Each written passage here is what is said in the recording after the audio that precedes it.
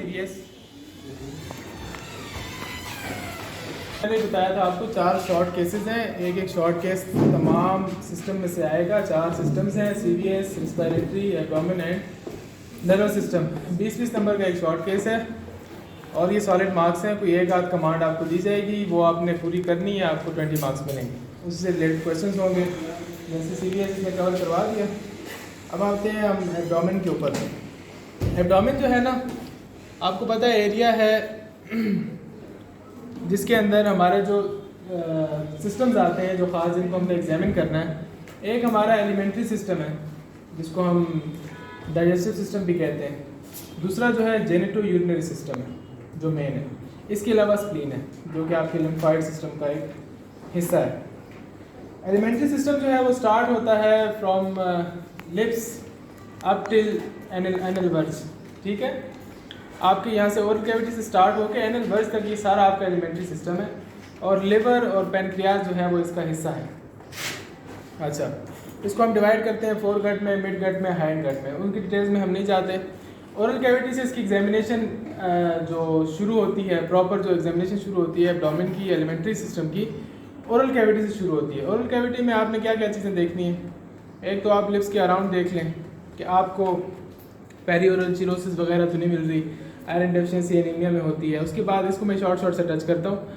Oral mucosa आपने देख लेना है, ड्राई तो नहीं है, उसके ऊपर कोई स्पॉट्स तो नहीं है। कॉप्लिक स्पॉट्स आप मीजल्स में इसमें देखते हैं।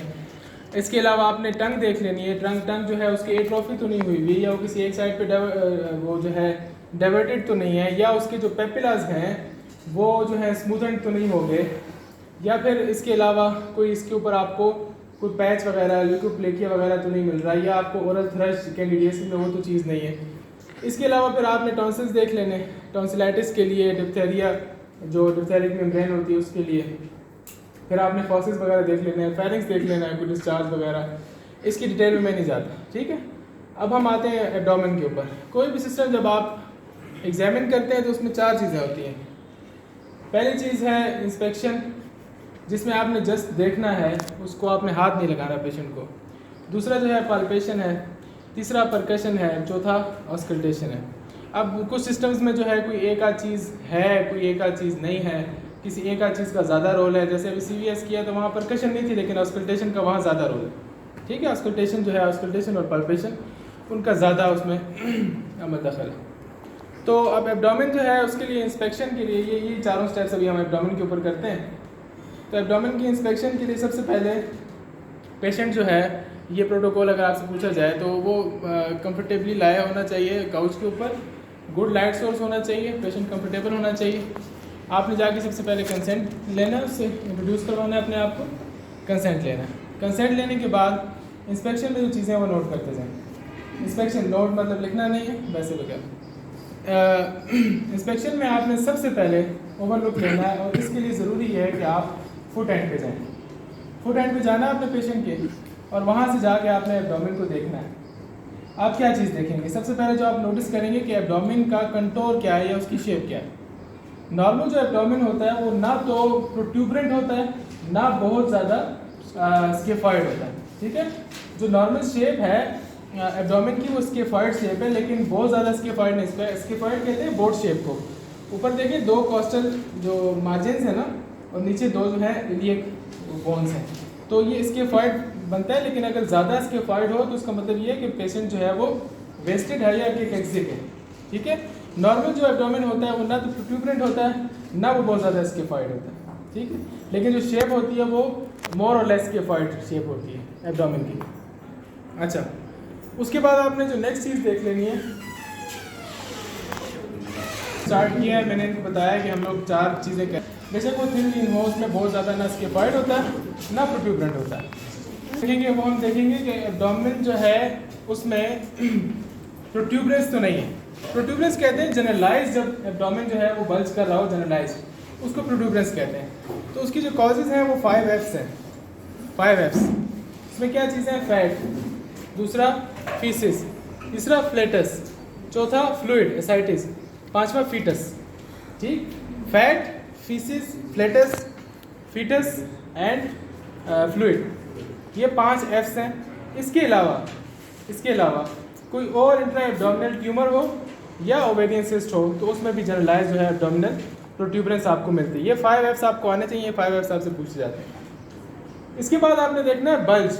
अब प्रोट्यूबरेंस और बल्ज के अंदर आपने फ़र्क करना है। बल्ज जो है वो लोकलाइज स्वेलिंग है, प्रोट्यूबरेंस जो है वो ओवरऑल एब्डोमेन जो है वो सोलन था या बल्ज हुआ था या जो है ना उभरा हुआ था। प्रोट्यूबरेंस हो गई, इसके बाद बल्ज जो है वो लोकलाइज्ड ऑर्गन जो है उनकी अगर एनलार्जमेंट हो जाए, ऑर्गेनोमेगैली हो जाए, उसकी वजह से होता है। तो वो आपको हेपेटोमेगैली मिल सकती है राइट साइड पे, स्प्लीनोमेगैली मिल सकती है, ठीक है। इसके अलावा कोई और लंप वगैरह कोई मास आपको मिल सकता है जो आपको जनरल। अभी आप सिर्फ देख रहे हैं, आपने हाथ नहीं लगाना, ठीक है। आपने जस्ट देखना है कि कोई आपको बल्ज वगैरह या कोई लंप वगैरह नज़र तो नहीं आ रहा। अच्छा, इसके बाद फिर लंप जो है उसकी फिर आगे डिटेल है कि उसको आपने इंस्पेक्शन में क्या चीज़ देखनी है, उस पर हम नहीं जाते, वो सर्जरी का टॉपिक है, हम फिलहाल इस पे हैं। थर्ड चीज़ जो आपने देखनी है वो पल्सेशन। आप जो देख रहे हैं सर, पल्सेशन को आप देख रहे हैं। जो थिन लीन लोग होते हैं जिनका फैट जो है वो कम होता है, उनमें आपको नॉर्मली एओर्टा की पल्सेशन नज़र आती हैं एपिगैस्ट्रिक एरिया में। एपिगैस्ट्रिक एरिया में एओर्टिक पल्सेशंस आपको नज़र आती हैं थिन लीन पेशेंट्स में, ठीक है, ये नॉर्मल है। जो फैट होते हैं उनमें नज़र नहीं आती। दूसरी जो पल्सेशन आपको नज़र आ सकती है एब्डोमेन में वो आपकी हेपेटिक पल्सेशंस है। हेपेटिक लिवर की पल्सेशंस ये एबनॉर्मल है। एबनॉर्मल कैसे? आपका हार्ट का जो राइट साइड है, राइट एट्रियम है, राइट वेंट्रिकल है, यहाँ से जो हेपेटिक वेन जो निकलती है वो इन्फीरियर वेना केवा में जाके ड्रेन होती है। इन्फीरियर वेना केवा आके ड्रेन होती है राइट एट्रियम में। राइट एट्रियम जो है वो ड्रेन होता है राइट वेंट्रिकल में, ठीक है।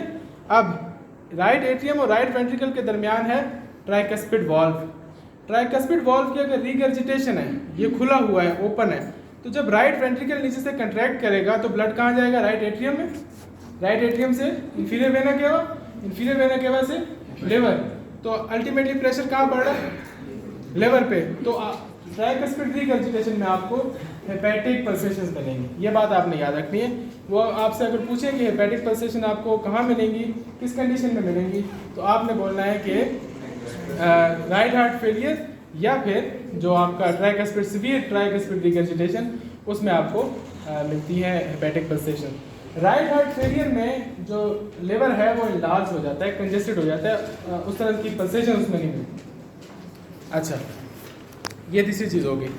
चौथी चीज़ विजिबल पेरिस्टाल्सिस। अभी जस्ट हम विजन की बात कर रहे हैं, ये बात आपने ध्यान में रखना। भी अभी हाथ नहीं लगाया सर, जस्ट देख रहे हैं आप। तो तीसरी चीज़ जो है चौथी, वो है विजिबल पेरिस्टाल्सिस। विजिबल पेरिस्टाल्सिस अब जो है वो थिन लीन लोगों में हमें नज़र आ सकती है। पेरिस्टाल्सिस नज़र आ सकती है कि इंटेस्टाइन्स जो हैं वो कंट्रैक्ट रिलैक्स कर रही हैं और पेरिस्टाल्टिक वेव्स वहाँ पे मूव कर रही हैं। पाइलोरिक स्टीनोसिस अगर हो, पाइलोरस जो है स्टमक का फंडस है, बॉडी है, एंट्रम है, पाइलोरस है।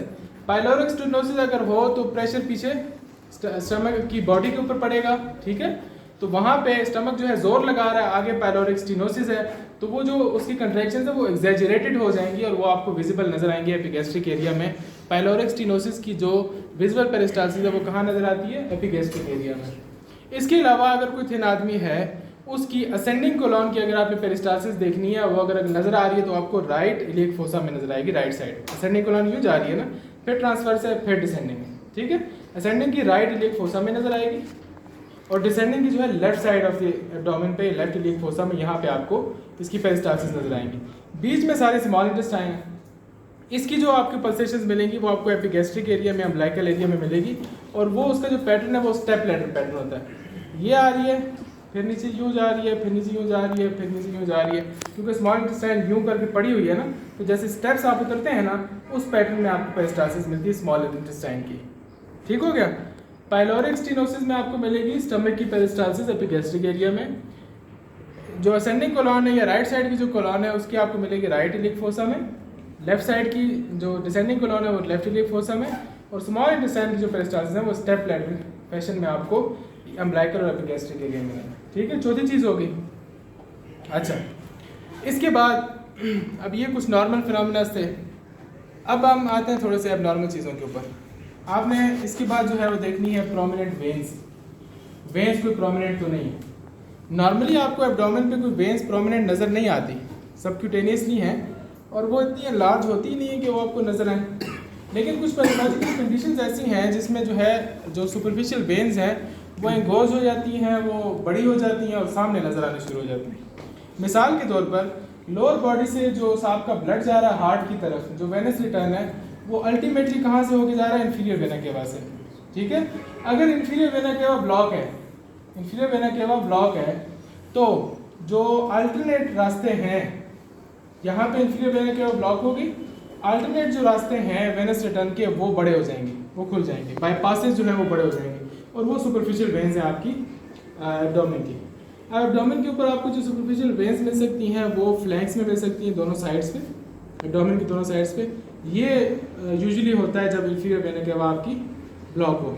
इसके अलावा आपको कैपिट मेडुसी मिल सकता है, कैपिट मेडुसी वो जो है आपको पेरी अम्बलाइकल वेन्स मिलती हैं, in large periumbilical radiate कर रहे होते हैं अम्बलाइकस से सारी साइड्स पे। ठीक है, इनको कैपिट मेडुसी कहते हैं। अब इसमें जो एक चीज़ है वो मैं अभी बता दूँ, है वो पाल्पेशन की चीज़।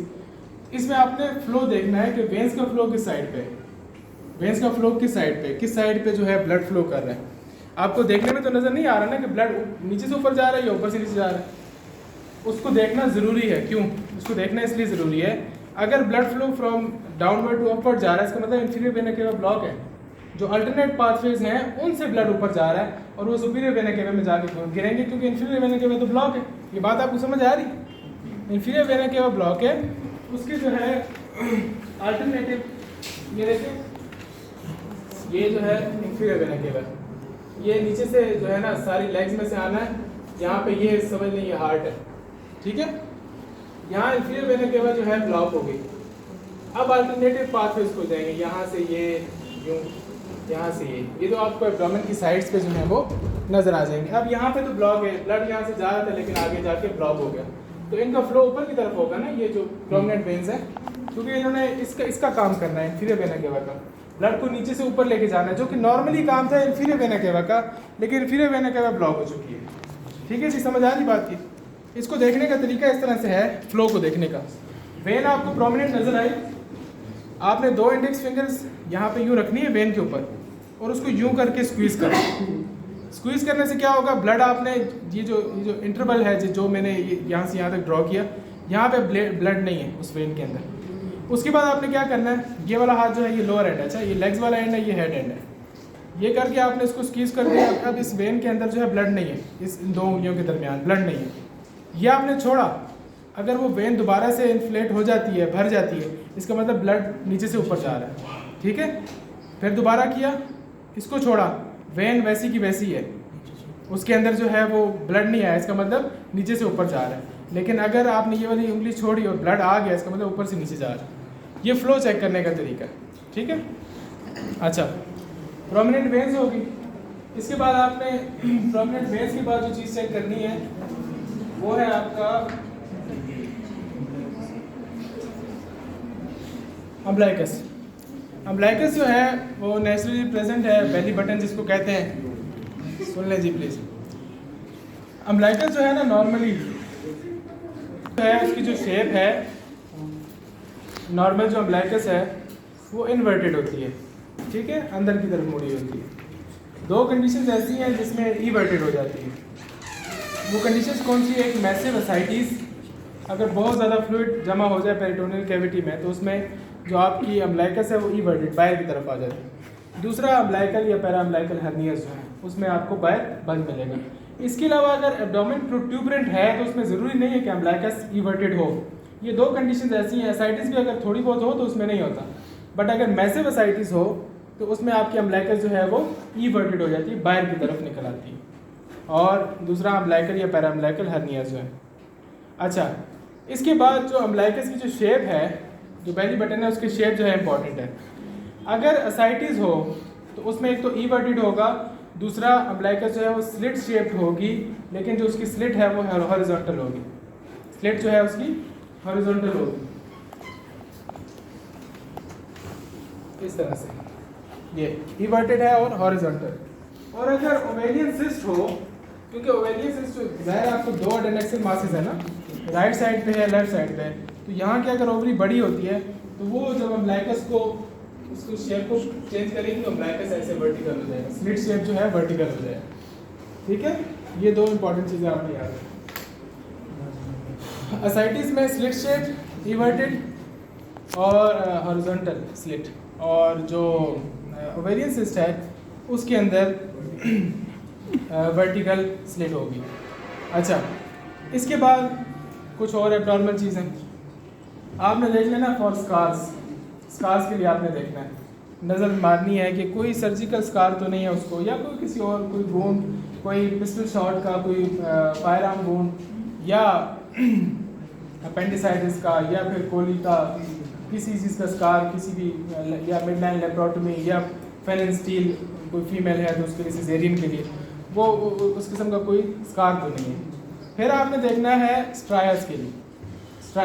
स्ट्राया कहते हैं लाइंस को। इसके अब 3 कलर्स होते हैं। अगर पिंक या वाइट सिल्वरी लाइंस मिल रही हैं तो ये होती हैं प्रेगनेंसी के बाद, जब एब्डोमेन स्ट्रेच होता है, स्ट्रेच होने के बाद जब दोबारा से रिलैक्स होता है तो ये स्ट्रायास बन जाते हैं, ठीक है। या किसी ने वेट लॉस किया है, ठीक है, बहुत ज़्यादा वेट लॉस किया उसके हो सकते हैं। या फिर जो है वो मैसिव असाइटिस थी किसी को, जिसकी वजह से एब्डोमेन जो है उसका फूल गया, प्रोट्रूडेड हो गया, वापस आपने जब उसको डिकम्प्रेस कर दिया, असाइटिक फ्लूइड निकाल दिया, तो उसमें भी आपको मिल सकती है। यह होगी पिंक या वाइट सिल्वरी लाइंस होंगी, ठीक है। और इसके अलावा प्रेगनेंसी के दौरान जो है स्ट्राया ग्रेविडेरम, उसको फिर हम नाम दे देते हैं, वाइट सिल्वरी लाइंस होती हैं ये स्ट्राया। इसके अलावा एक पैथोलॉजिकल स्ट्राया होते हैं, उनको हम क्या कहते हैं, पर्पल लाइंस होती हैं, वो होती हैं कुशिंग सिंड्रोम में। कुशिंग में जो स्ट्राया आपको मिलेगा वो होता है पर्पल कलर का। और इसकी जो पैथोफिजियोलॉजी वो ये है कि जो आपका सबक्यूटेनियस टिश्यू है, फैट है, जो इसके अंदर इलास्टिक टिश्यू है, वो सारा जो है ना उसकी डिजनरेशन होती है, क्योंकि कुशिंग सिंड्रोम में स्टेरॉइड ज़्यादा हो जाते हैं। स्टेरॉइड्स की ये क्वालिटी है कि वो स्किन को थिन करते हैं, उसका जो इलास्टिक लेमिना है उसको डिस्टर्ब करते हैं, तो उसकी वजह से क्या होता है कि आपको स्ट्रायस मिलते हैं। तो स्ट्रायस 3 तरह के हैं, जो नॉर्मल हैं वो वाइट और पिंक हैं, और जो पर्पल हैं वो आपको कुशिंग में मिलेंगे, ठीक हो गया जी। इसके अलावा आपने फिर देखना है पिगमेंटेशन के लिए, कोई अबनॉर्मल पिगमेंटेशन तो नहीं है, पिगमेंटेशन के लिए देखना है कोई एरिया जो है वो पिगमेंटेड तो नहीं है। जैसे पैंक्रियाटाइटिस में हम देखते हैं कुलिन साइन होता है ना, और एक होता है वो हाँ ग्रे टर्नर साइन, जो फ्लैंक्स में और अम्ब्लाइकस के एरिया पे। फिर एक और जो है आपको पिगमेंटेशन मिल सकती है, उसको कहते हैं एरिथीमा एब एग्नी। एरिथीमा एब एग्नी, एग्नी से आग, फायर, ये कुछ जो एरियाज़ हैं, जो ठंडे एरियाज़ हैं, कश्मीर वगैरह के सर ने बताया था कि वहाँ पे लोग इस तरह से करते हैं कि छोटी सी डोली होती है मिट्टी की, उसके अंदर कोयले वगैरह जला के तो वो अपने एब्डोमेन के ऊपर रखते हैं ताकि वो गर्म रहें अपनी रज़ाई वगैरह के अंदर। तो उसकी वजह से जो है वो पिगमेंटेड एरिया आपको मिल सकता है, हाइपर पिगमेंटेड ब्लैक एरिया मिल सकता है, तो उसको बोलते हैं एरिथीमा। एरिथीमा मीन्स रेडनेस, एब एग्नी, ये उसकी वजह से होता है। अच्छा, ये आपने देख लिया। इसके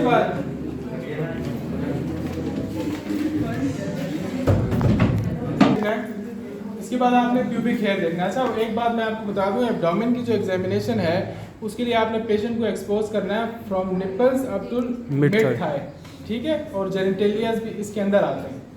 तो वहाँ पे जब आप करवाते हैं ना, तो या तो आपको, मैं जैसे गया था तो मुझे सर ने बोला एक्सपोज करने की ज़रूरत नहीं है, आप लिवर स्पैन देखें। अगर वो आपको नहीं कहते तो आप पूछेंगे sir may I expose the patient.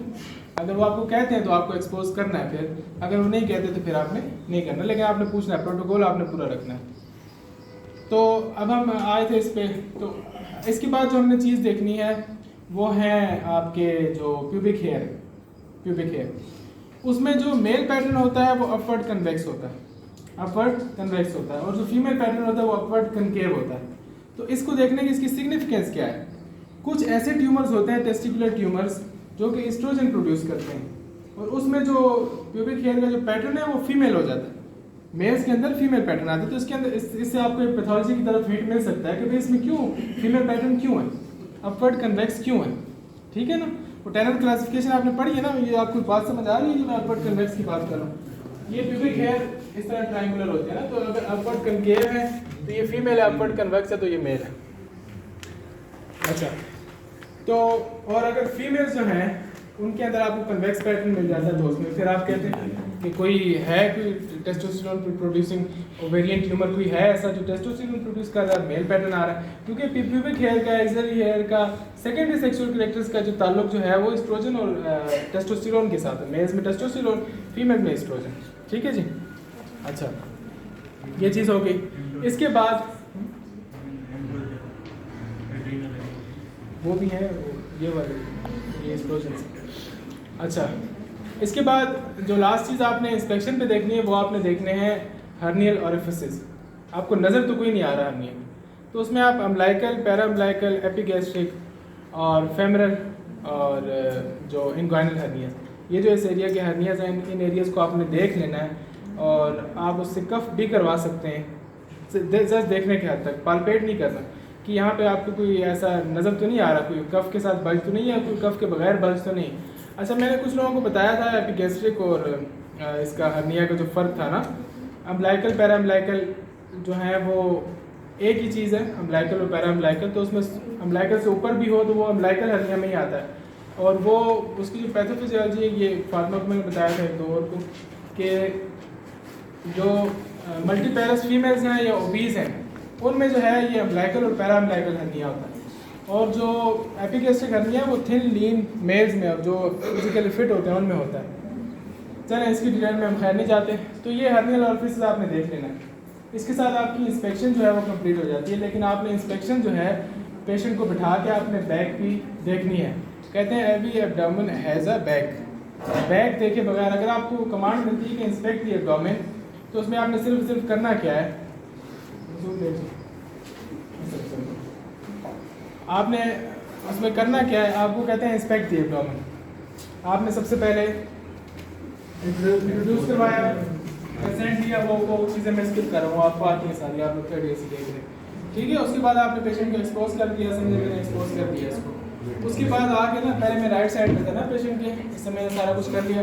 उसके बाद मैंने आना फुट एंड पे, ये देखें फुट एंड पे आके ये देखा, फिर पेशेंट के लेवल पे होकर देखा, फिर वापस आ गया यहाँ पे आके यूँ करके देखा, फिर पेशेंट के लेवल पे हुआ, फिर मैं यहाँ से ऊपर से आके देखा, यूँ किया, सारी चीज़ें मैं नोट कर रहा हूँ, सारी जितनी मैंने बताई है आपको सारी चीज़ें मैं नोट की। फिर पेशेंट को मैं बिठा के उसकी बैक को एक लुक दूँगा, तो यहाँ पे आके मेरी इंस्पेक्शन कंप्लीट हो जाएगी विद इन अ मिनट और विद इन फ्यू सेकेंड्स। उसके बाद फिर मैं प्रेजेंट करूँगा जो जो फाइंडिंग मुझे मिली। इंस्पेक्शन को मैं जल्दी से रिवाइज करता हूँ। इंस्पेक्शन के लिए प्रोटोकॉल मैंने आपको बता दिया। इसके बाद आपने देखनी क्या क्या चीज़ें हैं। सबसे पहले आपने एब्डोमेन की शेप देखनी है, दूसरा प्रोट्यूबरेंस देखनी है, प्रोट्यूबरेंस के 5 कॉजेज 5 F's मैंने आपको बताया।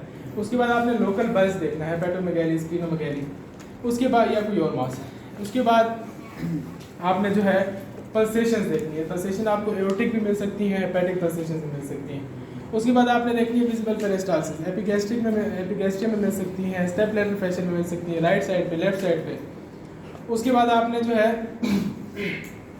इसके बाद पल्सेशंस के बाद आपने प्रोमिनेंट वेन्स देखनी है, कोई वेन्स प्रोमिनेंट तो नहीं है, उनका फ्लो आप बाद में पाल्पेशन में चेक कर सकते हैं कि कोई वेन्स अगर प्रोमिनेंट है वो आपने बतानी है इंस्पेक्शन के बाद कि भाई मुझे प्रोमिनेंट वेन्स मिली हैं। उसके बाद आपने जो है स्कार्स के लिए देखना है, फिर आपने स्ट्राइस के लिए देखना है, फिर आपने जो है वो पिगमेंटेशन के लिए देखना है, फिर आपने प्यूबिक हेयर के लिए देखना है, और फिर आपने जो है वो हर्नियल ओरिफिसेस देखने हैं। तो ये आप एक पैटर्न माइंड में बनाएंगे 2 से 3 दफ़ा, तो ये आपको सारी चीज़ें पता चल जाएंगी, आपको प्रेजेंटेशन में आसानी होगी। ठीक है, या आपसे वो पूछ सकते हैं आपने किन किन चीज़ों के लिए देखा, भैया आप बताएं, तो आप बता सकते हैं। फिर वो बोलें जी हेपेटिक पल्सेशन आपको मिलेंगी, तो किस कंडीशन में मिलेंगी, तो आप बोलें सीवियर ट्राइकस्पिड रिगर्जिटेशन में मिलेंगी। वो बोले एपिगैस्ट्रिक स्टमक की पेरिस्टाल्सिस किस में मिलती है, पाइलोरिक स्टेनोसिस में मिलती। ठीक है जी, इंस्पेक्शन के लिए काफ़ी है, आगे चलें, बोर तो नहीं हो रहा आप। अच्छा, स्टेप आ गया इम्पॉर्टेंट, पाल्पेशन। पाल्पेशन जो है वो 3 तरह की है, बल्कि 4 तरह की है। 4 तरह की पाल्पेशन है। एक है सुपरफिशियल पाल्पेशन, एक है डीप पाल्पेशन, फिर है पाल्पेशन फॉर ऑर्गन्स, और फिर 4th है डिपिंग। ठीक है, सुपरफिशियल पाल्पेशन जो है वो जस्ट उसका जो मकसद है वो पेशेंट का कॉन्फिडेंस गेन करना है, आप उसका कॉन्फिडेंस हासिल करें। दूसरा, आप देखें कि उसकी एब्डोमेन की टोन क्या है, उसकी मसल्स बहुत ज़्यादा रिजिड तो नहीं है, बोर्ड लाइक एब्डोमेन तो नहीं है, एब्डोमिनल रिजिडिटी तो नहीं है, उसकी मसल टोन इंक्रीज तो नहीं है। आप एग्जामिनेशन कर सकते हैं या नहीं कर सकते। उसने अगर एब्डोमेन को रिजिड किया मतलब उसको कोई मसला है, कोई टेंडरनेस है। ठीक है, उसके बाद आपने करनी deep palpation. Deep palpation is for to palpate any mass, कोई मास हो उसको पाल्पेट करने की। दूसरा टेंडरनेस देखने के लिए, ठीक है। टेंडरनेस के 4 ग्रेड्स होते हैं। एक ये कि आप जब पाल्पेट कर रहे हैं, पेशेंट आपको बताया जरा मुझे दर्द हो रहा है, आपको मुंह से बोले मुझे दर्द हो रहा है। दूसरा जब आप पाल्पेट कर रहे हैं उसके चेहरे पे ग्रेनेस आए, सख्ती के आसार आए, वो तकलीफ उसके चेहरे से जाहिर हो, ये ग्रेनेस, ये ग्रेड 2 है। तीसरा, आप जब हाथ लगाएं तो वो उछले अपनी जगह से, या आपका जो है हाथ को हटाए या वो मूव करे, उसको इतना पेन हो रहा है। और चौथा ये कि पेशेंट कहता है डॉक्टर साहब हाथ नहीं लगाना प्लीज़। चौथा ग्रेड ये है कि हाथ नहीं लगाना, मुझे टच नहीं करना, उसको इतना ज़्यादा टेंडरनेस है उसको, ठीक है। टेंडरनेस की 4 है। अच्छा, मास कोई भी आपको एब्डोमेन में मिल जाता है तो उसके बाद आपने क्या करना है इस तरह से है कि पेशेंट को आपने बोलना है कि थोड़ा सा अपनी गर्दन को उठाएं, थोड़ी सी अपनी गर्दन को उठाएं। उससे क्या होगा, उसके एब्डोमिनल मसल्स जो हैं वो कंट्रैक्ट करेंगे। गर्दन उठाने से एब्डोमिनल मसल्स उसके कंट्रैक्ट करेंगे, सख्त होंगे। अगर वो मास इंट्रा एब्डोमिनल है, मसल लेयर के नीचे, तो वो छुप जाएगा, उसकी जो पाल्पेशन वो कम हो जाएगी, ठीक है। आगे ऊपर से मसल्स जो है वो कंट्रैक्ट हो गए, वो जो मास है वो अंदर चला जाएगा, उसकी जो बल्ज था वो कम हो जाएगा। अगर वो मस्कुलर लेयर के अंदर है, अगर वो कोई हीमेटोमा वगैरह है, मस्कुलर लेयर के अंदर है, उसके अंदर कोई फ़र्क नहीं आएगा, गर्दन उठाने से, मसल्स को स्ट्रेच करने से कोई फ़र्क नहीं आएगा। अगर वो सबक्यूटेनियस है, मसल लेयर से बाहर है, स्किन के नीचे है, तो वो मज़ीद प्रोमिनेंट होकर सामने आ जाएगा, ठीक है। ये 3 फ़र्क आपने याद रखने। पाल्पेशन के लिए जो प्रोटोकॉल है, पेशेंट लेटा हुआ था, पहले इसकी टांगें सीधी थी। अब इसमें 2 चीज़ें, अगर तो पेशेंट जो है वो अच्छा है, कोऑपरेटिव है, उसकी मसल टोन अच्छी है, रिलैक्स है उसका एब्डोमेन, तो आप उसको जिस तरह वो सुपाइन लेटा हुआ है आप उसको पाल्पेशन कर सकते हैं। लेकिन अगर आपको वो लगता है कि उसका मसल जो है उसकी टोन ज़रा ज़्यादा है, तो आप उसकी जो लेग्स हैं उसको फ्लेक्स करवाएं, हिप्स पे और नीज पे, ठीक है। वो मैं भी करवा के आपको दिखा देता हूँ। उससे क्या होगा, उसके एब्डोमिनल मसल्स जो हैं वो रिलैक्स हो जाएंगे, आपको पाल्पेट करने में आसानी होगी, आप ज़्यादा डीप जा सकेंगे और आप चीज़ों को पिक कर सकेंगे। ये जो है लेग्स को फ्लेक्स करवाना अच्छी बात है, ये एक एक्स्ट्रा पॉइंट है।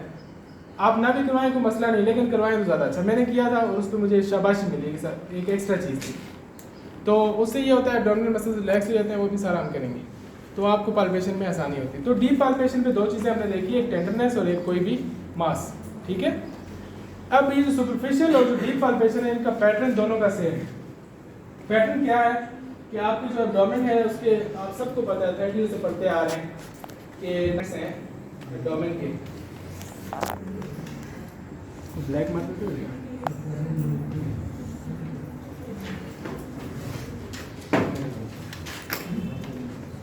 नाइन क्वाड्रेंट्स है ना,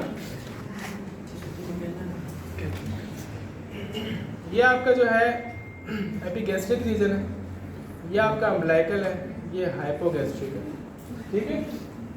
ये समझे पेशेंट की राइट साइड है, ये लेफ्ट साइड, ये राइट हाइपोकॉन्ड्रियम है, ये लेफ्ट हाइपोकॉन्ड्रियम है, ये जो है राइट लंबर एरिया, ये लेफ्ट लंबर एरिया, ये राइट इलियक फोसा है और ये लेफ्ट इलियक फोसा है। अब इसमें आपने एक पैटर्न से चलना है। पाल्पेशन करने से पहले आपने पेशेंट से पूछना है भैया आपको कोई दर्द तो नहीं। अगर वो आपको कहता है जी जनाब मुझे ये एपिगैस्ट्रिक, ये जो अम्बिलिकल एरिया में दर्द हो रहा है, तो इसको आपने सबसे एंड में पाल्पेट करना। जिस एरिया में उसको दर्द है, जो एरिया उसकी टेंडर है, वो उसको आपने सबसे एंड में पाल्पेट करना। अगर वो आपको कहता है नहीं जनाब मुझे कोई पेंशन नहीं, तो आप एक पैटर्न से चल सकते हैं। अब पैटर्न जो है वो कोई भी हो सकता है, लोग जो फॉलो करते हैं, क्योंकि आप राइट साइड पे होते हैं ना पेशेंट के, तो राइट साइड पे अगर जब आप होते हैं तो आप यहाँ से left iliac fossa, then left lumbar, then ये, फिर ये, फिर ये, फिर ये, फिर ये और फिर ये, फिर एस शेप आप बना सकते हैं, ठीक है। ये एक पैटर्न है। दूसरा, आप यहाँ से भी जा सकते हैं, इस तरह से एस बना सकते हैं। तीसरा, आप यहाँ से आके यूँ आए, यूँ आए, यूँ आए, ये जी बना सकते हैं, वो आपकी मर्जी, ठीक है। मुख्तलिफ लोग मुख्तलिफ चीज़ें यूज़ करते हैं, सारे ठीक है, इसमें कोई इशू नहीं है। ये पैटर्न जो है, ये देखो सुपरफिशियल पाल्पेशन में करना क्या है, ये चले वो फिर जब मैं करवाऊँगा फिर बता वो तरीका फिर मैं आपको मालूम करूँगा। अच्छा, ये पाल्पेशन की बात होगी। इसके बाद आपने ऑर्गन्स की पाल्पेशन करनी, उसमें लिवर की है, स्प्लीन की है, और उसके बाद आप ब्लैडर जो है उसे पल्पेट कर सकते हैं। ये 3 जो है इंपॉर्टेंट है। इसमें भी लिवर और स्प्लीन।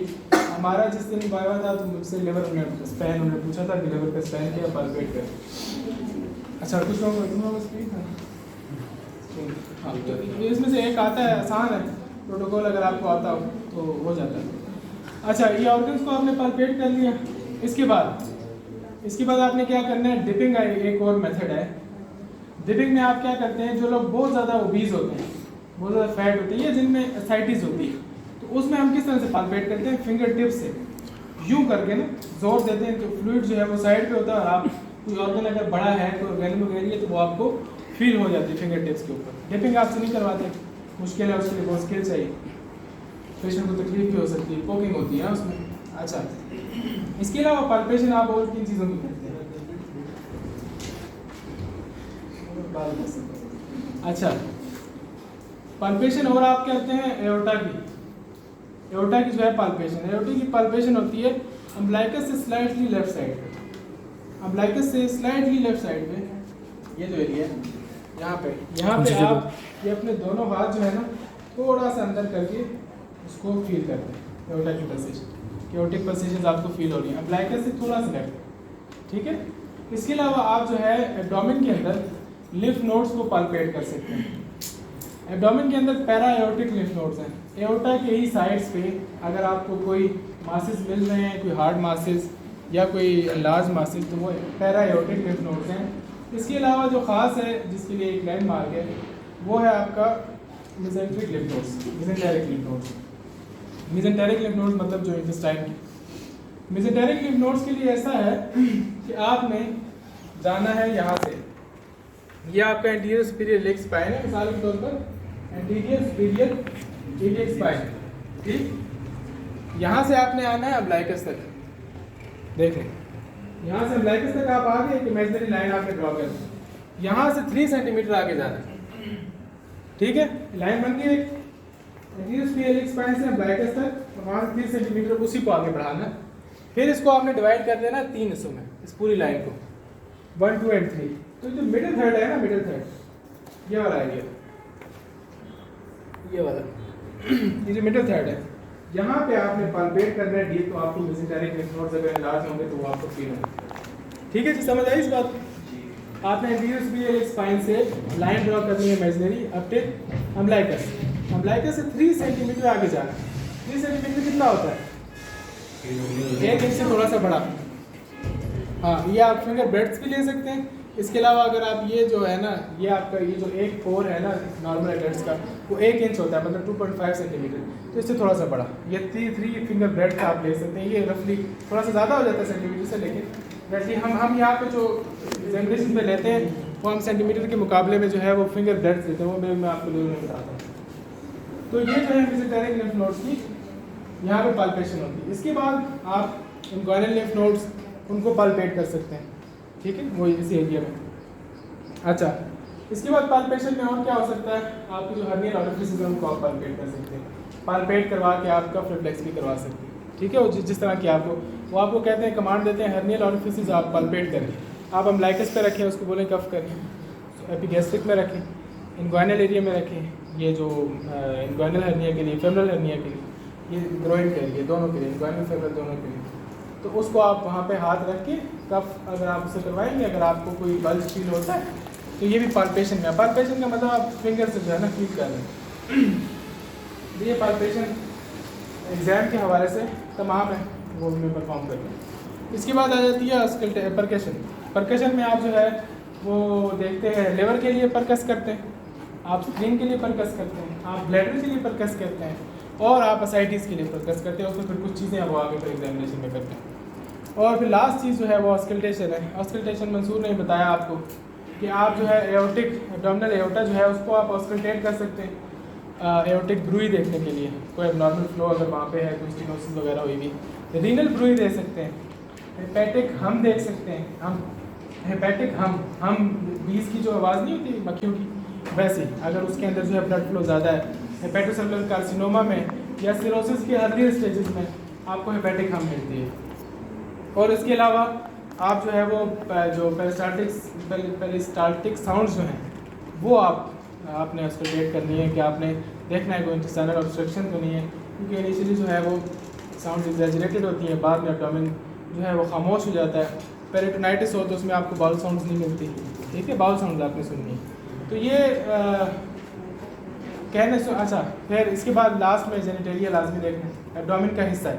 जेनिटेलिया में भी आपने इंस्पेक्शन करनी है, पाल्पेशन करनी है, कोई टेस्टिकुलर मास वगैरह हो, और उसकी जो है ना वो कर सकते हैं ट्रांस इल्यूमिनेशन, कोई आपको टेस्टिकुलर स्वेलिंग मिल रही है हाइड्रोसील, तो उसके लिए आप ट्रांस इल्यूमिनेशन कर सकते हैं। और फिर एंड जो है होता है वो DRE से या PR जिसको कहते हैं, पर रेक्टल एग्जामिनेशन या digital rectal examination abdominal examination का हिस्सा है, क्योंकि एब्डोमेन का ताल्लुक जो है ना सर्जरी के साथ है। सर्जरी वालों का ज़्यादा ताल्लुक एब्डोमेन के साथ है, मेडिसिन वाले जो है चेस्ट पे ज़्यादा उनके मामला हैं वहाँ पे।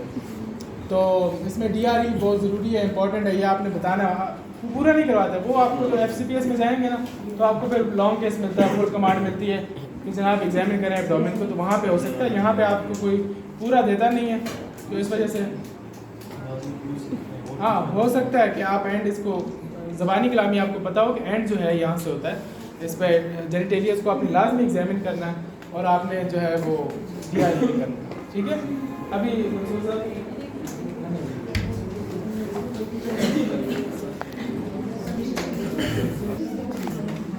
हेलो आपको बता दिया ना, अब आप पाल्पेशन के ऊपर इंस्पेक्शन का वही है, आपने फुट एंड से देखना है, पेशेंट के लेवल पे आके देखना है, एंड पे बैक देखना है, बैक क्लास में ये बात याद रखना है, ये बहुत ज़्यादा है। अब पाल्पेशन के लिए जो है ना, जो मैं आपको बता रहा था ना कि थाइस को आपने लेग्स को फ्लेक्स करवाना, वो आपने इस तरह से करवाना है, ये करके ये। अब इससे क्या हुआ है कि इसका ये जो एब्डोमिनल मसल्स है ना ये रिलैक्स हो गई, ठीक है। उछला ना तो मैं उछला ड्रामे नहीं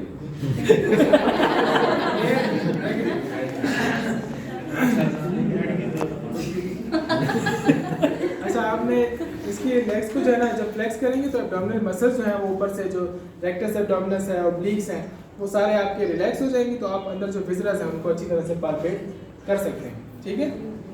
आप लोग जो यहाँ पे बैठे हैं ना, आप लोग यहाँ पर चले जाएं। अच्छा, अब देखिए सुपरफिशियल पाल्पेशन का तरीका।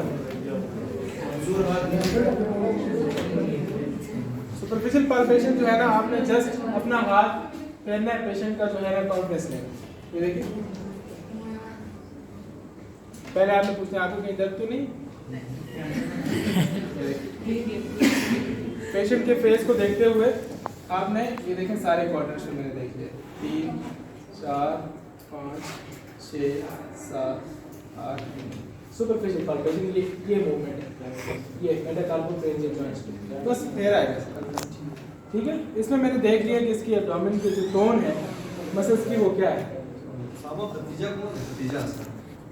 डीप पाल्पेशन देखें, उसमें आपने करना है इस तरह से कि आपका ये जो हैंड है, पाम, रिस्ट और एल्बो ये एक लेवल पे हो, ऐसे नहीं, ये ऊपर से नहीं करना, ठीक है, ऐसे नहीं करना। आपका ये जो एल्बो है, रिस्ट और ये फिंगर एक लेवल पे हो। आपने पेशेंट के, मैं पहले आपको यहाँ से करके दिखाता हूँ, इस लेवल पे आना है आपने, ठीक है।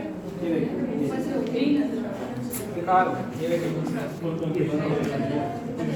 नजर आया जी सबको, पेशेंट के लेवल पे ये आपका बिल्कुल जो है ना, ये एल्बो रिस्ट आपकी एक लेवल पे हो, ये चीज़ ना हो, ये चीज़ ना हो, वर्टिकल ना हो, हॉरिजॉन्टल रखना, ठीक है। और उसके बाद आपकी जो मूवमेंट होगी वो इसी मेटाकार्पोफेरेंजियल जॉइंट्स पे, ये देखें,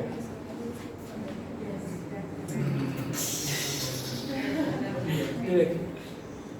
उसको बोलना है आप कि आप सांस लेते रहे, डीप ब्रेथ्स लिए तो ज़्यादा अच्छा है, सांस ले। अब जैसे वो एक्सपायर करेगा ना, एक्सपायर करेगा, सांस बाहर निकालेगा, मैं अपना हाथ अंदर डिप करूँगा, ठीक है, उसको मैं यहीं पे स्टेबल रखूँगा।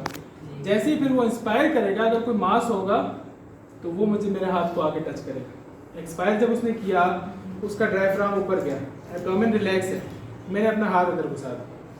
अब जब वो इंस्पायर करेगा, उसका डायफ्राम नीचे आएगा, कोई मास होगा तो वो आके मेरे हाथ को टच करेगा ना, ठीक है। ये तरीका है, ये इंस्पायरेशन एक्सपायरेशन के साथ किया, अभी जाके क्लियर हुआ। ये लोग कहते हैं कि इंस्पायरेशन के साथ अंदर हाथ करना है या जनाब एक्सपायरेशन के साथ। एक्सपायर जब पेशेंट करे तो उसका एब्डोमेन खाली है, खाली से मरा उसका डायफ्राम ऊपर है, कैपेसिटी ज़्यादा हो चुकी है। एक्सपायर करूँगा उसको, ये इंस्पायर किया, मैंने हाथ घुसा दिया। अब इंस्पायर करूँ, कर रहा है फिर मैंने यहाँ पे, उसने इंस्पायर करना छोड़ा, मैंने यहाँ से आता नेक्स्ट क्वार्टर। ये देखिए मेरा मूवमेंट देखें ऐसे। थर्ड देखना पेशेंट के फेस को है, ये चीज़ वो देखते हैं, पेशेंट के फेस को आप देख रहे हैं कि उसको कहीं तकलीफ तो नहीं हो रही, तो माना जाएगा। ठीक है, इसके बाद ये देखें, इसके बाद ये फिर ये ओके। ये डीप पाल्पेशन, इस पर आपने दो चीज़ें देखी है कि एब्डोमिनल मास भी है या फिर टेंडरनेस उसको है ये। ठीक है क्या, पाल्पेशन होगी। अच्छा, इसके बाद अब आते हैं ऑर्गन्स के ऊपर जो आपके विजरस हैं, उनको पाल्पेट करना है। तो सबसे पहले लेवर जो है नॉर्मली उसका जो अपर बॉर्डर है वो होता है 4th to 5th intercostal space में, 4th to 5th intercostal space में, और नीचे जो उसका बॉर्डर आता है वो ऐसे ओब्लीक है। लेवर का आपको पता है ना कि कैसे होता है लेवर,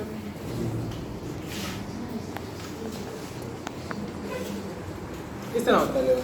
ठीक है, ये राइट लोब है, ये लेफ्ट लोब है। ठीक है ना, ये जो है ये 9th, ऊपर ये जो है ये 4th या 5th,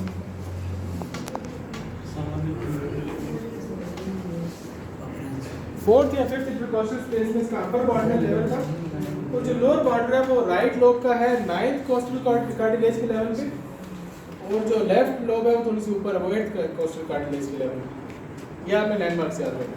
ठीक है, तो इसका मतलब ये हुआ कि नॉर्मली लेवर आपको एब्डोमेन में पाल्पेबल नहीं है, नॉर्मल लेवर एब्डोमेन में पाल्पेबल नहीं होता। लेकिन अगर हेपेटोमेगैली हो, लेवर एनलार्ज्ड हो, बड़ा हो, तो आपको पाल्पेट आप कर सकते हैं एब्डोमेन पर, एब्डोमेन आप उसको पाल्पेट कर सकते हैं। तो उसको पाल्पेट करने का तरीका क्या है, लेवर आपका पड़ा हुआ है राइट हाइपोकॉन्ड्रियम में। ठीक है, और ये जब बढ़ता है ना, जब इसकी साइज इंक्रीज होता है, तो ये राइट इलियक फोसा की तरफ स्लाइडली जो हाइपोगैस्ट्रिक एरिया ऐसे ओब्लिकली यूँ बड़ा होता है। ये देखिए, ये बिल्कुल जैसे मेरे हाथ का ये बॉर्डर है ना नीचे वाला, तो ये जो मिडिल फिंगर है इसी तरह से है लेवर, और ये इस तरह से एक्सपेंड होता है नीचे। ये बाजू का जो है स्लाइटली पाल्पेबल होता है, बाजू का लंबर एरिया में आता है, और बाजू का ये राइट इलियक फोसा तक आ जाता है, इतना बड़ा हो जाता है। इसको क्या कहते हैं, मैसिव हेपेटोमेगैली। मेगैली मीन्स बड़ा हो गया। ठीक है, ये इस तरह से बड़ा हो गया। अब उसके जो ये जो लेवर का जो बॉर्डर है वो इस तरह ऑब्लीक है, तो आपने इसी पैटर्न में आना है ताकि आपको उसका बॉर्डर टच हो जाए। 3 तरीके हैं इसके, 3 तरीके। एक ये कि फिंगर टिप्स आपके ऊपर हों और आप यूँ करते करते जाएं, और आपके फिंगर टिप्स को जब लेवर का बॉर्डर टच हो जाए तो आप कहें जी जनाब यहाँ तक हमें पाल्पेबल। दूसरा, आप 2 हाथ से कर सकते हैं। तीसरा जो तरीका है जो यहाँ पे हमें जो करवाया जाता है, जो फॉलो किया जाता है, हालांकि इंटरनेशनली ये कोई अच्छा तरीका नहीं है, ये लेस सेंसिटिव है, लेकिन हम लोग करते यही है कि हम ये जो एरिया है अपना, ये इंडेक्स फिंगर का ये जो रेडियल बॉर्डर है, रेडियल है ना हमारा, यहाँ से हम लेवर के बॉर्डर एज को जो है पाल्पेट करते हैं। तो उसका तरीका क्या है, आपको याद में बता रहा है। अच्छा, ये देखें, आपने राइट इलियक फोसा से आना है, जैसे वो एक्सपायर करेगा मैं अपना हाथ अंदर घुसाऊंगा। ठीक है, अच्छा वहाँ पे आपने जल्दबाजी नहीं करनी, ये जनाब हो गया, वो उसके सांस के साथ आपने कोऑर्डिनेट करना ताकि आपको फील हो। और आगे क्लिनिकल एग्जाम में भी, अभी हमें थ्योरेटिकली पता है, ये सारी बातें आपको पता है, क्लिनिकली बहुत फ़र्क है। हमें ये हमारे हाथों को सेंसिटाइज होने में टाइम लगेगा, अच्छा खासा टाइम लगेगा। ठीक है, ये हमारा हाथ अल्ट्रासाउंड है, अगर हम इसको बना लें तो ये अल्ट्रासाउंड का काम कर सकते हैं। अच्छा, ये देखें, यहाँ से ये एक्सपायर उसने किया, मैंने अंदर घुसा दिया, वो एक्सपायर करेगा, मैं हाथ हल्का से यूँ करूँगा, यूँ ये, तो उसका अगर एज जब वो इंस्पायर करेगा उसका डायफ्राम नीचे आएगा, वो लेवर को नीचे करेगा, मेरे हाथ में उसको टच हो जाएगा। फिर स्लाइडली ऊपर जाना है, ये एक्सपायर किया है, मैंने हाथ में घुसाया, ये फिर ये।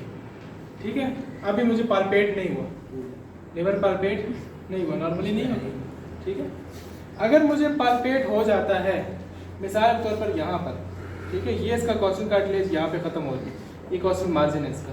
ठीक है, यहाँ पे मुझे पाल्पेट हो जाता है, तो यहाँ पे मैं क्या करूँगा, एक तरीका तो ये है कि मैं यहाँ पे निशान लगाऊँ और जो स्टेप है उससे मैं सेंटीमीटर्स नापूँ कि जनाब कॉस्टल मार्जिन से इतना सेंटीमीटर नीचे लेवर एज नीचे मुझे मिल रहा है। एक तरीका तो ये है, लेकिन जो शॉर्ट तरीका है जो हम क्लिनिकली करते हैं वो हम फिंगर की ब्रेथ, ये लेंथ है, ये ब्रेथ है, ये हम करते हैं।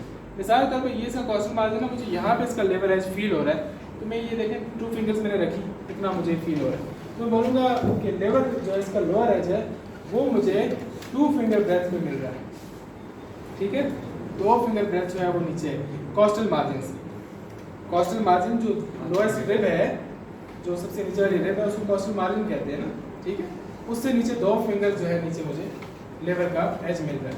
अब अगर तो आपको लेवर पालपेट नहीं हुआ फिर तो ठीक है, नॉर्मल समझते हैं, लेकिन अगर आपको लेवर पालपेट हो गया नीचे, फिर आपने ये देखना है कि असल में ये हेपेटोमेगैली ही है, लिवर एनलार्ज है, या ऊपर से लंग ने उसको नीचे शिफ्ट किया हुआ है, लिवर साइज नॉर्मल है, शिफ्ट हुआ हुआ है नीचे। उस चीज़ को देखने के लिए आप क्या करेंगे, ऊपर से फिर परकशन कैसे करेंगे, मैंने आपको बताया नॉर्मली होता है लिवर 4 to 5 इंटरकॉस्टल स्पेस में, उससे ऊपर लंग्स हैं, ठीक है। लंग पड़ा हुआ है यहाँ पे राइट साइड का, जो लंग है उसके अंदर एयर है, वो रेजोनेंट होता है, उसका परकशन नोट जो है रेजोनेंट आता है या टिम्पेनेटिक आता है। तो जब लेवल स्टार्ट होता है ना तो आपका नोट जो है वो डाल हो जाता है, ठीक है। ये देखें, ऐसा परकशन की भी आप लोगों ने प्रैक्टिस करनी है, आप लोगों की प्रैक्टिस जो है ना बहुत कम है। ये देखें,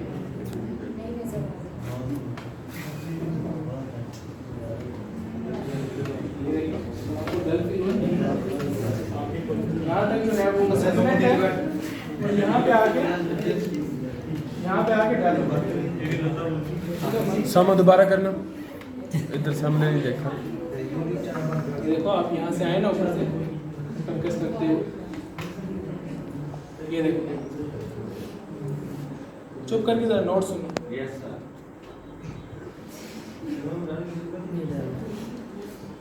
देखो यहाँ पे डाला आ गया, ठीक है, इस स्पेस में। अब इस स्पेस को मैंने गिनना है, ये कौन सा इंटरकॉस्टल स्पेस है, ये इसका स्टर्नल एंगल है, ये एंगल ऑफ फ्लूइड्स, इसके साथ जो है ये सेकंड इंटरकॉस्टल स्पेस है, ये थर्ड है, ये फोर्थ है, ये फिफ्थ इंटरकॉस्टल स्पेस में मुझे इसका लेवल परकस हो रहा है, इसका मतलब बाबा जगह है, ठीक है। लेवर डिस्प्लेस नहीं है। अगर इसका लेवर मुझे जो है 6 में या 7 में मिल रहा है, इसका मतलब ये है कि ऊपर से कोई ऐसी पैथोलॉजी है जिसने लिवर को नीचे डिस्प्लेस किया हुआ है। लिवर बड़ा नहीं है, लिवर का साइज नॉर्मल है, उसको ऊपर से प्लूरल एफ्यूजन है, सबफ्रेनिक एब्सेस है, कोई और मसला है, डायफ्रैग्मेटिक या इंट्राथोरेसिक कोई ऐसा प्रॉब्लम है, प्लूरल कार्सिनोमा है, लंग कार्सिनोमा है, प्लूरल एफ्यूजन है, न्यूमोथोरिक्स है, कोई ऐसी चीज है जिसकी वजह से लंग्स एक्सपैंड हो गए, उन्होंने डायफ्राम को नीचे पुश किया, डायफ्राम ने लिवर को नीचे पुश किया और वो आपको एब्डोमिनली पल्पेट हो रहा है, हालांकि उसका साइज नॉर्मल है। अगर आपको पल्पेट हो रहा है और यहाँ पे भी नॉर्मल जगह पे है, 4 to 5 इंटरकॉस्टल स्पेस में मिल रहा है लिवर, इसका मतलब ये है कि लिवर एनलार्ज्ड है, ठीक है। लंग्स ने उसको नीचे डिस्प्लेस नहीं किया, तो ये हो गया। इसके बाद अब हेपेटोमेगैली की कुछ कॉजेज हैं। हेपेटोमेगैली की कुछ कॉजेज हैं, वो आपने याद करने पूछते हैं, जब आपसे लिवर स्कैन करवाएंगे ना तो वो आपसे पूछेंगे, ठीक है। अच्छा, आप ये जवाब करके सुने जी प्लीज। बाद में पल्पेट कर सकते हैं, यहाँ तक पल्पेशन हो सकती है। अच्छा, लिवर जो है यहाँ पे तमाम है। इसके बाद आ जाते हैं स्क्रीन जो है वो आपकी है ये लेफ्ट राइट हाइपोकॉन्ड्रिया में, ठीक है, नॉर्मली। इसके लिए ऐसा है कि इसके जो एनाटॉमिकल जो कुछ एनाटॉमी है इसकी, उसके लिए आपको जो ऑड नंबर्स हैं वो याद रखने हैं। स्क्रीन जो है वो 1 इंच जो है वो मोटी है, उसकी जो ब्रेड्थ है वो 1 इंच है, ठीक है। 2 इंच वो वाइड है, ये देखें 1 इंच मोटी है, ठीक है। 2 इंच उसकी जो है वो विड्थ है, और सॉरी 3 जो है उसकी विड्थ है, 5 इंच जो है वो लॉन्ग है, लेंथ 7 आउंसेस उसका वेट है, 7 आउंसेस स्प्लीन का वेट है आउंसेस। और जो 9 to 11 कॉस्टल कार्टिलेजेस के नीचे 9 to 11 जो रिब्स हैं, ये कॉस्टल कार्टिलेजेस हैं, उन्होंने स्प्लीन को कवर किया हुआ, ठीक है। 15 दिन बाद कट्टे दिन हो गए। अच्छा, तो स्प्लीन जो है इसकी एनाटॉमी क्या है जनाब कि 1 इंच मोटी है, 3 इंच चौड़ी है, 5 इंच लंबी है और 35% लोगों 30 से में 35 जो लीन है, जो थिन है, उनमें स्प्लीन जस्ट पाल्पेबल होती है। नॉर्मल स्प्लीन, नॉर्मल की बात होती है, ठीक है। 30-35% जो लोग हैं मसब जो थिन है, जो लीन है, उनमें आपको spleen just palpable, just palpable का मतलब ये कि बस थोड़ी सी जो है ना वो अपने कॉस्टल कार्टिलेज उसके नीचे से निकली हुई है, आपको थोड़ी सी एब्डोमेन में पाल्पेट हो रही है, जस्ट पाल्पेबल, ठीक। अच्छा, 30 से 35 ये नॉर्मल है। और एब्डोमिनल कंडीशन में जो है वो स्प्लीनोमेगैली होती है। बहुत सारी वो कॉजेज मैं आपको एंड में बताता हूँ कौन कौन सी कॉजेज हैं जिनमें स्प्लीनोमेगैली होती है। उसमें स्प्लीन जो है, अच्छा सुने, ये स्प्लीन जो है ना उसकी यहाँ पे वो पड़ी हुई है, ये शेप है उसकी, और वो ग्रो करती है towards the right iliac fossa, यूं ग्रो करती है। लेबर यूं आ रहा था नीचे, स्प्लीन यूं आती है डायगोनली क्रॉस में, ठीक है, यहाँ से। अब ये जस्ट पाल्पेबल होती है, अम्ब्लाइकस तक आ सकती है, अम्ब्लाइकस को क्रॉस भी कर देती है बाजू में। स्प्लीन जो मैसेज प्रेजेंट होती है, जब 1000 ग्राम या 1 किलोग्राम की स्प्लीन हो जाए तो वो अम्ब्लाइकस को क्रॉस कर जाती है, ठीक है। आपके जो CML वगैरह उसमें मैसेज स्प्लीन वगैरह होती है। तो स्प्लीन जो है उसका एलाजमेंट यहाँ पे, स्प्लीन जो है उसकी एक नॉच होती है और उसी नॉच को आप पाल्पेट करते हैं। यार एक और बातें कर रहे हैं, उसका जो है ना नॉच आप फील करते हैं और उसकी ग्रोथ जो है वो इस तरह से, ठीक है। उसकी एनाटॉमी मैंने आपको बता दी। अब उसको पाल्पेट करने का तरीका क्या है कि उसमें या तो आप हाइपोगैस्ट्रियम से ऊपर जा सकते हैं या फिर आप ये राइट इलियक फोसा से आप उसकी तरफ जा सकते हैं, ताकि आपको, क्योंकि उसका जो ग्रोथ का पैटर्न है, जिस तरफ वो ग्रो कर रही, आप उसके ऑपोजिट डायरेक्शन में जाएंगे ताकि आपको रास्ते में कहीं मिल जाए अगर वो है ग्रो कर रही। अब वो ग्रो इधर करती है, आप यहाँ से ऊपर जा रहे हैं तो आपको स्प्लीन तो नहीं मिलनी ना, या आप यहाँ से उधर जा रहे हैं तो आपको स्प्लीन तो नहीं मिलनी। स्प्लीन जो है यहाँ से यहाँ आ रही है तो आपने यहाँ से वहाँ जाना, ताकि आपको रास्ते में अगर वो है कहीं पे तो आपको मिल सके। तो उसका पाल्पेट करने का तरीका भी वही है। पहले इस साइड में देख लें, यहाँ से ये, फिर ये मैं आपको दिखाने के लिए कर रहा था, वैसे राइट हैंड से, फिर ये और फिर ये मैं स्प्लीन तक पहुँच गई, ठीक है। अगर मुझे पाल्पेट हो जाती है तो वो भी मैंने बताना है कि इस ये जो लेफ्ट कॉस्टल मार्जिन है इससे कितने फिंगर्स बचे हैं, ठीक है, कितने फिंगर ब्रेथ जो है मुझे नीचे स्प्लीन पाल्पेबल है। अच्छा, एक ये तरीका है। अगर आपको पाल्पेट नहीं हो रही स्प्लीन लेकिन आपको शक है कि यार बड़ी हो सकती है, उसका फिर दूसरा तरीका क्या है? दूसरा तरीका ये है कि आपने अपने लेफ्ट हैंड से स्प्लीन को पीछे से ऊपर उठाना है। ये मैंने लेफ्ट हैंड अपना पीछे रखा, जो मेरे जो लास्ट 3 रिब्स हैं जिसके आगे स्प्लीन पड़ी हुई है वहाँ से ऊपर प्रेशर, यहाँ से ऊपर किया प्रेशर, और ये देखिए यहाँ से मैं पाल्पेट करता हुआ आगे, देखिए लेफ्ट हैंड से मैंने ये ऊपर किया, यहाँ से मैं उसी पैटर्न में उसको पाल्पेट करूँगा, ठीक है। ये दूसरा तरीका। अब इसको बायमैनुअल पाल्पेशन नहीं कहते, अच्छा इसको बायमैनुअल पाल्पेशन नहीं कहते। ये मैंने बायमैनुअली पाल्पेबल नहीं है स्प्लीन, क्योंकि मैंने पीछे से रिब्स को लिफ्ट किया, मैंने पीछे स्प्लीन को तो लिफ्ट नहीं किया। बायमैनुअल पाल्पेशन का मतलब ये है कि आप दोनों हाथों से उस ऑर्गन को पाल्पेट कर रहे हैं जो कि किडनीज होती हैं। ये सवाल आपसे पूछा जा सकता है आपको समझाने के लिए, और ये एक MCQ भी था कि आप जो है वो ये स्प्लीन जो है ना ये बायमैनुअली पाल्पेबल नहीं है, ये आपने जस्ट रिब्स को थोड़ा सा लिफ्ट किया है ताकि आपके पास आ जाए। थर्ड मेथड, अगर आपको फिर भी अभी भी नहीं हुई स्प्लीन पाल्पेट, थर्ड मेथड ये है कि आप उसको राइट लैटरल पोजीशन में करें, राइट लेग, ठीक है। लेफ्ट साइड पे स्प्लीन, इसको आप पेशेंट को थोड़ा सा इस तरफ करेंगे, ये उठा के फिर ये, ताकि स्प्लीन उसको थोड़ी सी नीचे आ जाए और आप उसको पाल्पेट कर सकते हैं। समझ आ गई जी 3 तरीके? एक ये कि आपने सीधा सीधा उसको पाल्पेट किया, दूसरा आपने लेफ्ट हैंड से उसको उठाया, तीसरा ये कि आपने पेशेंट को राइट लैटरल पोजीशन में किया और फिर आपने पाल्पेट किया। अब यहाँ पे अगर आपको स्प्लीन हो जाती है तो ठीक है, नहीं होती तो ठीक है, नॉर्मल, सही। 3 तरीके स्प्लीन के, अगर आप कहें स्प्लीन पाल्पेट करें, आपने ये तीनों मेथड वहाँ पे करने हैं, पता आपको पता होना चाहिए तीनों। वो आपसे पूछ सकते हैं ये आपने क्या किया जी, मैनुअल पर्पस से नहीं, सब मैंने लिफ्ट किया उसको, मैंने लिफ्ट को लिफ्ट किया ताकि अगर है थोड़ी सी भी है तो वो प्रोमिनेंट हो जाए और मैं उसको फील कर सकूँ। ठीक है जी। अच्छा, स्प्लीन की पाल्पेशन यहाँ पे हो गई। इसके बाद हम आते हैं ब्लैडर के ऊपर। ब्लैडर जो है, यूरिनरी ब्लैडर की बात हो रही है, वो नॉर्मली इंट्रापेल्विक ऑर्गन है जब वो खाली होती है, लेकिन जब उसमें यूरिन होता है, जब वो डिस्टेंडेड होता है, तो वो एब्डोमेन में हाइपोगैस्ट्रियम तक आ जाता है जब वो फुल होता है। ठीक है, तो वो हाइपोगैस्ट्रियम तक आ जाता है। उसकी भी पाल्पेशन आपने कैसे करनी, यहाँ पे ये है ना, ये ब्लैडर है, तो आप फिर ऊपर से नीचे आए, ऊपर से यहाँ से यूँ करते हुए, यूँ करते हुए, यूँ करते हुए, यहाँ पे आपको आके मास फील हो सकता है हाइपोगैस्ट्रिक जी, हाइपोगैस्ट्रिक रीजन में या ब्लैकर रीजन में। हाइपोगैस्ट्रिक यहाँ पे आपको, और जब ब्लैडर डिस्टेंड होता है ना, जब भरा हुआ होता है तो वो स्लाइटली टेंडर भी होता है, जब उसके ऊपर प्रेशर लगता है ना तो टेंडर भी होता है। ठीक है।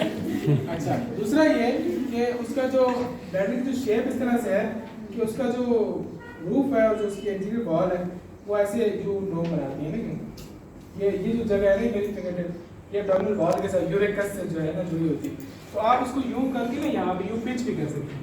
तो जिन लोग हो ना, जैसे मैंने इसकी शर्ट पिंच की है ना, शर्ट, ऐसे आप ब्लैडर को पिंच भी कर सकते हैं। ठीक है। अच्छा, ब्लैडर वैसे आपसे निकलवाइए पिंच वाला, यहाँ से आके ना आपके या अपने थंब और इंडेक्स फिंगर के दरमियान ब्लैडर को आप पिंच कर सकते हैं, उसको आप पकड़ सकते हैं। अच्छा, ये सब कहने की बातें, पता नहीं होता है नहीं होता, अल्लाह का। इसके बाद आते हैं important gall bladder. Gall bladder जो है नॉर्मली पल्पेबल नहीं होता। नॉर्मली लिवर के इंफीरियर सरफेस पे गॉल ब्लैडर लगा हुआ है, पीयर शेप्ड ऑर्गन है जिसके अंदर बाइल स्टोर होती है, कंसंट्रेट होती है, और फिर जो है हो जाती है सेकंड पार्ट होती है। नॉर्मली पाल्पेबल नहीं होता, लेकिन कुछ कंडीशंस ऐसी हैं जिसमें गॉल ब्लैडर जो है वो पाल्पेबल होता है। वो कंडीशंस कौन सी हैं? एक mucocele of gall bladder. Mucocele of gall bladder. यार ये कौन बातें ना करें, प्लीज प्लीज ना करें। म्यूकोसील ऑफ गॉल ब्लैडर क्या है कि जब आपका जो स्टोन्स होते हैं ना गॉल ब्लैडर के, अगर वो उसके जो आउटलेट है, जो उसका माउथ है गॉल ब्लैडर का, उसको अगर ऑब्स्ट्रक्ट कर दें तो जो बाइल है वो तो एब्जॉर्ब हो जाती है और वहाँ पे म्यूकस सिक्रीट होना शुरू हो जाता है। म्यूकस सिक्रीट जब होना शुरू हो जाती है, वो निकल तो सकती नहीं आगे, स्टोन्स ने ब्लॉक किया, तो वो जमा होते होते होते गॉल ब्लैडर स्वेल कर जाता है, बड़ा हो जाता है। दूसरी condition, carcinoma gall bladder. Gall bladder का कार्सिनोमा हो तो फिर आपको गॉल ब्लैडर पाल्पेबल मिलता है। तीसरा, कार्सिनोमा हेड ऑफ पेनक्रियाज या कोलेंजियोकार्सिनोमा। ठीक है, ये कंडीशन है। कैसे? कोरवाइसस लॉ है यहाँ पे लगता है, वो कहता है कि कोई पेशेंट हो जिसको जॉन्डिस हो, कोरवाइसस लॉ ये आपसे सर्जरी में पूछ सकते हैं, कोई पेशेंट हो जिसको जॉन्डिस हो और उसका गॉल ब्लैडर पाल्पेबल हो, तो ये लेस लाइकली है कि वो स्टोन्स की वजह से हो, वो होगा कार्सिनोमा की वजह से। ठीक है। अगर एक पेशेंट है, सुन लें, कोई पेशेंट है जिसको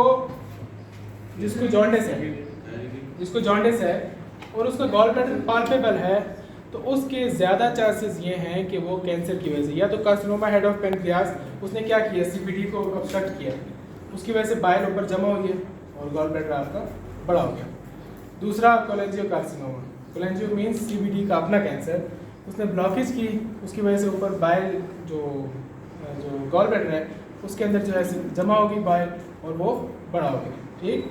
अगर स्टोन्स होंगे ना, किसी बंदे को कोलिलिथियासिस है, तो उसमें क्या होता है, continuous inflammation, रेमिशन, inflammation, healing, inflammation, healing, fibrosis करते करते गॉल ब्लैडर श्रिंक हो जाता है। तो स्टोन्स की वजह से अगर हो जॉन्डिस, तो उसमें गॉल ब्लैडर पाल्पेबल नहीं होता। ये कोरवाइसस लॉ है। ठीक है, ये आपसे पूछा जाता है। तो आपको मिलेगा गॉल ब्लैडर, मिलेगा कहाँ पे? आपके एब्डोमेन के सेंटर में दो रेक्टाई मसल्स हैं, दो रेक्टस के मसल्स हैं, और फिर आपका ये जो कॉस्टल कार्टिलेज, कॉस्टल मार्जिन है लोअर वाला, तो रेक्टस मसल का जो लेटरल मार्जिन है, रेक्टस मसल का, और जहाँ पे कॉस्टल जो मार्जिन है ये मिलते हैं,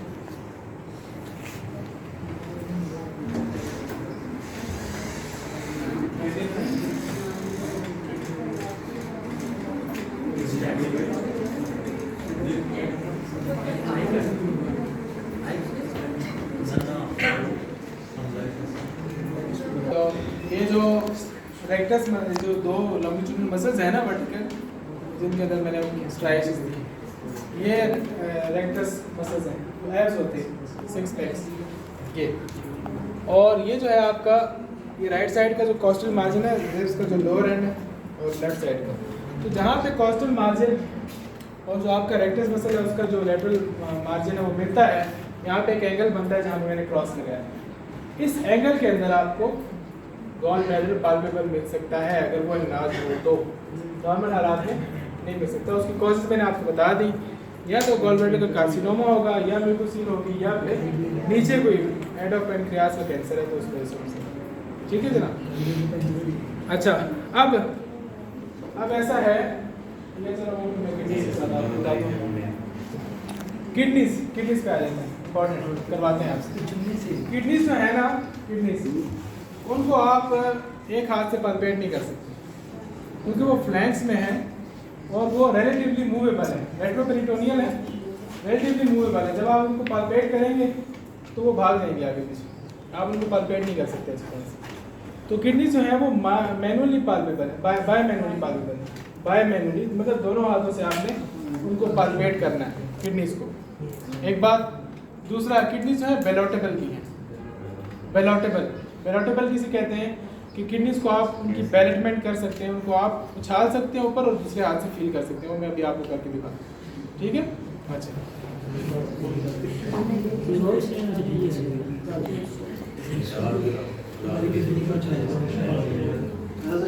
अच्छा बायोमैनुअल जो पाल्पेशन है ना, उसका प्रोटोकॉल है किडनीज के लिए। Right side of the patient, अगर राइट किडनी है, 2 किडनीज है ना, 2 है, एक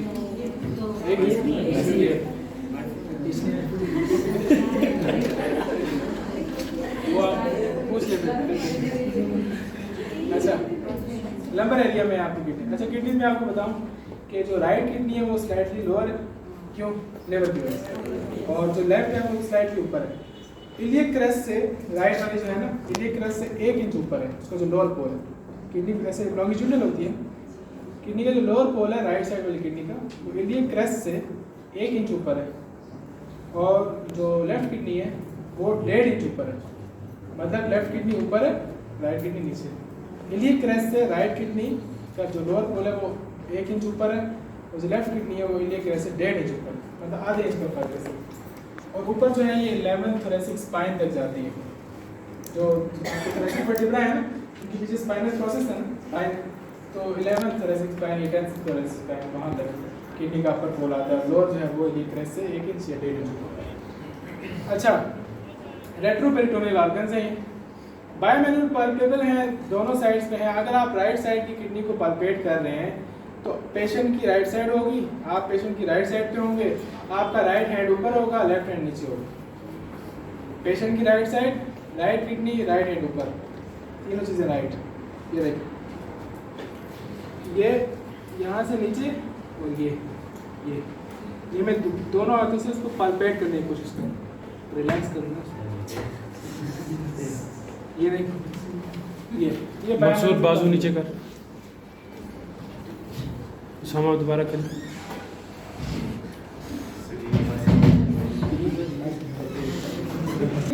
आपका राइट हैंड पेशेंट की राइट साइड, आप पेशेंट की राइट साइड पे, राइट हैंड ऊपर, लेफ्ट हैंड नीचे, ये करके आप इसको दोनों हाथों से पाल्पेट कर सकते हैं। किडनी को आपने पकड़ना है दोनों हाथों में, ऊपर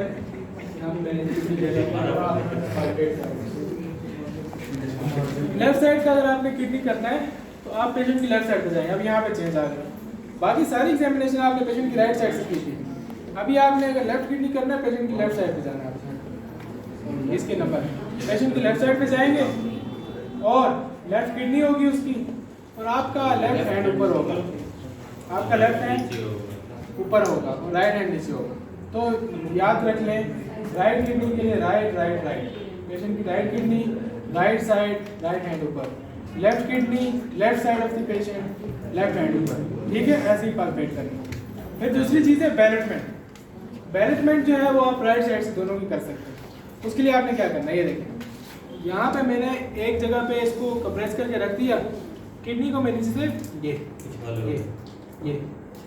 ये मेरा हाथ, इसको मैं अभी पल्पेट नहीं कर रहा, इसको मैंने एक जगह स्टिल रख लिया, थोड़ा सा अंदर करके दबा के किडनी को मैं उछाल रहा हूँ। अगर वो बड़ी होगी ना, मैसिव किडनी होगी, वो मेरे हाथ को आगे वाले को टच करेगी, ठीक है। अच्छा, और लेफ्ट साइड आप कैसे कर सकते हैं, अपना उल्टा हाथ पीछे ऊपर रखें, यहाँ पे आपने कंप्रेस किया सीधे हाथ से, ठीक है जी। ये बैलेंसमेंट है। तो किडनी जो है बायोमैनुअली पाल्पेबल भी है और बैलोटेबल भी है, ठीक है। अच्छा, अब किडनी यहाँ पे राइट साइड पे किडनी है और गॉल ब्लैडर है। गॉल ब्लैडर राइट साइड पे है, हाँ?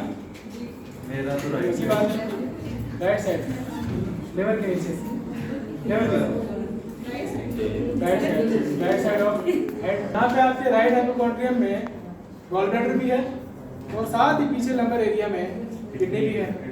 अब इन दोनों को आपने जो है वो डिस्टिंग्विश करना है कि आपको जो मास फील हुआ है, आया वो गॉल ब्लैडर है या वो किडनी है। एक कंडीशन होती है फ्लोटिंग किडनी, उसको कहते हैं, जो किडनी का जो होता है ना, जो एडेनेक्सा, जो जिसके साथ वो जुड़ा हुआ है, हाइलम के अंदर जो स्ट्रक्चर जा रहे हैं, और जो पेल्विस है, रीनल पेल्विस, वहाँ से यूटर निकल रहा है, तो रीनल आर्टरी है, रीनल वेन, तो वो जो है ना वो लूज होता है, तो वो उसको हम कहते हैं फ्लोटिंग किडनी। अब इसमें और उसमें फर्क है, ग्लोबुलर है, पियर शेप्ड है, एक फर्क ये हो गया। दूसरा, किडनीज के अपर मार्जिन को आप फील कर सकते हैं और किडनीज के ऊपर आप जा सकते हैं, किडनीज के ऊपर आप जा सकते हैं। यहाँ पे जब आप पल्पेट करते हैं ना, किडनी नीचे चले जाएंगे, आप उसके ऊपर से हाथ घुसा के पीछे जा सकते हैं। लेकिन गॉल ब्लैडर जो है वो लेवर के साथ अटैच्ड है, आप उसका अपर मार्जिन से उसके बियॉन्ड नहीं जा सकते, आप उसका अपर मार्जिन फील नहीं कर सकते, आप उसके अपर मार्जिन से पीछे नहीं जा सकते, क्योंकि वो उसके ऊपर बिल्कुल साथ जुड़ा हुआ लेवर है। लेकिन किडनी जो है वो आज़ाद है, उसके अपर मार्जिन आप प्रेस करेंगे ना, गॉल ब्लैडर को जब प्रेस करते हैं अंदर जाएगा फिर वापस आ जाएगा। गॉल ब्लैडर को जब आप प्रेस करेंगे स्लाइटली अंदर जाएगा, वापस आ जाएगा। लेकिन किडनी को जब आप प्रेस करेंगे तो वो नीचे चला जाएगा और वो वापस नहीं आएगा, अब थोड़ी देर बाद आएगा। गॉल ब्लैडर क्योंकि अटैच्ड है, वो फ्री नहीं है, वो हल्का सा नीचे जाएगा, प्रेस होगा, फिर वापस आएगा। जबकि किडनी जो है वो, उसको जब आप प्रेस करेंगे, फ्लोटिंग किडनी है, तो वो काफ़ी दूर चला जाएगा और फिर उसको वापस आते आते टाइम लगेगा। ये तीन चीज़ें होंगी। यहाँ पे एक गॉल ब्लैडर के साथ एक इंपॉर्टेंट चीज़ है, उसको हम कहते हैं मर्फी साइन। मर्फी साइन ये आपसे करवाते हैं, सर्जरी में भी करवा सकते हैं, पूछ भी सकते हैं। मर्फी साइन क्या है?